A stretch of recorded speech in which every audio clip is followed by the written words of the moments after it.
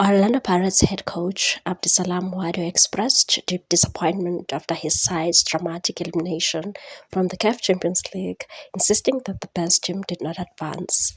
The Buccaneers bowed out of the continental competition in heartbreaking fashion after a penalty shootout defeat to San Elo Lupopo, despite mounting a remarkable three-goal comeback at Orlando Stadium.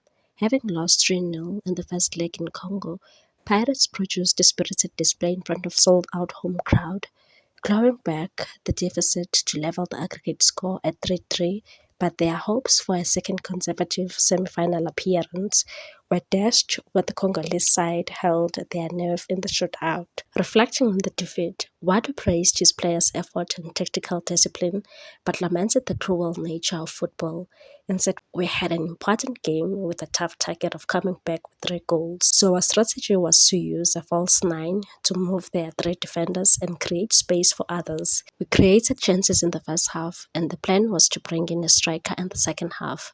We played the game we wanted and planned. Unfortunately, it was not enough.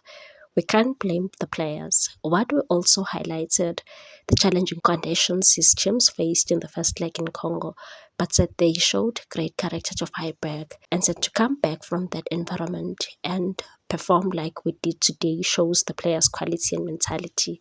I'm very sad for them and for the club as well. The best team today did not go through to the next stage of the CAF Champions League, but that's football. We congratulate the opponent. They used their weapons well. For the Buccaneers, the elimination marks an early and painful end to their continental ambitions, but their performance in Soweto may offer encouragement as they turn their focus back to domestic competitions. Please like, comment, share, and subscribe for more sports news.